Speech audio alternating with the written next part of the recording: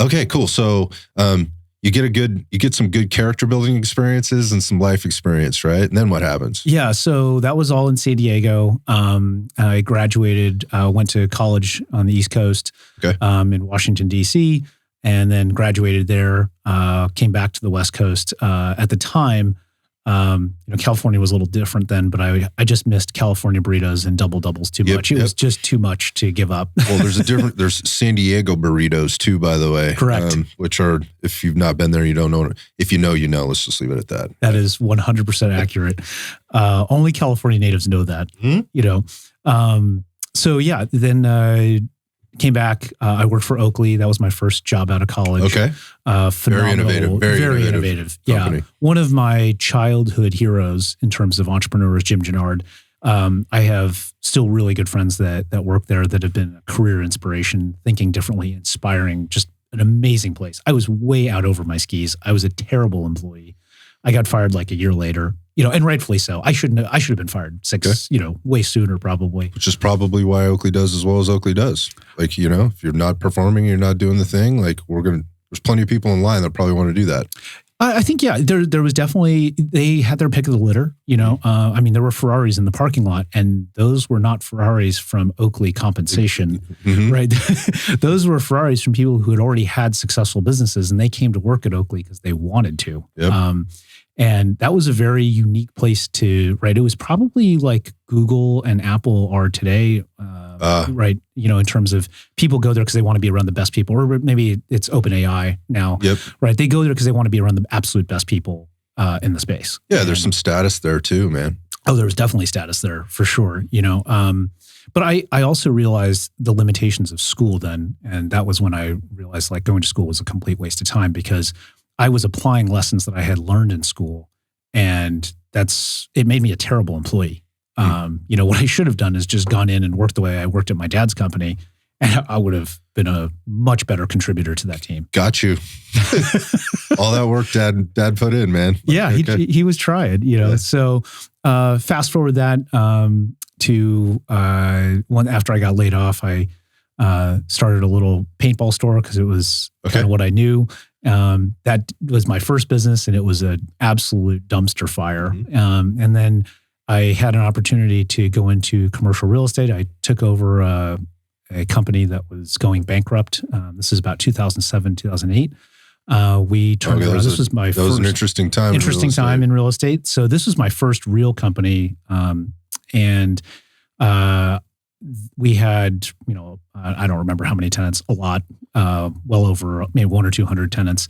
Wow. And we had about 3 or 4 months of cash left, and we had to figure out how to save this business. And so I realized that, offices were a lot like the human body, and I didn't know anything about real estate. So my dad told me very early on, if you don't know anything about a business, go to the financials. The financials are the lifeblood of the business. They tell you everything that's going on with it. So I just started reading them. I didn't have any formal training in, finance or anything.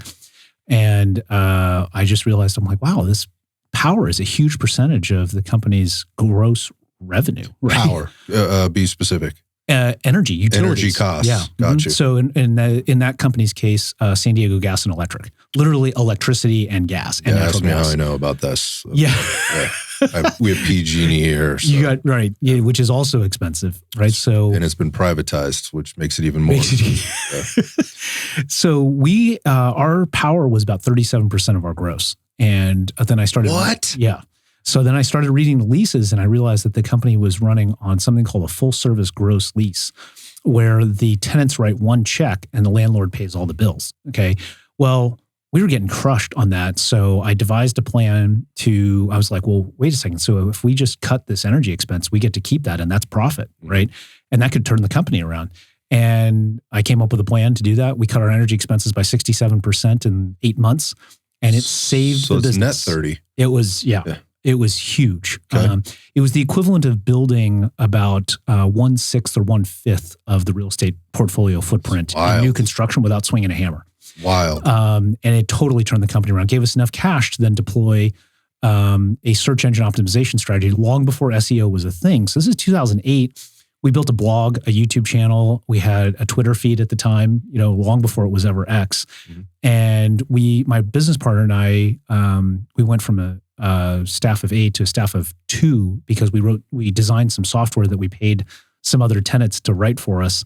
And we went to essentially a fully automated building management system that we designed. So tenants could log onto our website. They could conduct a lease on the website. They could file maintenance requests on the website. They could look at floor plans. This was long before anybody was doing this. Okay. And we got really good at search engine optimization. And then we started buying up websites and phone numbers of all of our competing buildings. Mm-hmm. So every time people misspelled a competitor's building, you're popping up. Yep. And mistyped a competitor's phone number, we captured all those leads and we absolutely crushed. I sold that company to a very large REIT, a real estate investment trust, for anybody who's not nerding out to to real estate businesses, in August 23rd, 2011. And then while I was doing that, I was also with the San Diego Sheriff's Department. Gotcha. And so that's how the QORE Performance thing comes in, is that we were on a call out in July 2011. And we were looking for a armed suspect that had better training, better fitness, and was better armed than us. Short story long, I was recovering from a CrossFit injury a couple months earlier, and I remembered the study done by Dennis Grahn and Craig Heller at Stanford, and they figured out that if you add certain amounts of cooling to the body during and after intense exercise, you could beat anabolic steroids. And I was like, man, I'd kill for like 1% of that benefit, out here for 100% or an infinite gain in mobility. Because what they invented was called the Stanford cooling glove. Yep. And it's hyper effective, right? There's tons of peer-reviewed research out there on it, but you have to plug into a wall. And that's just not practical for anybody.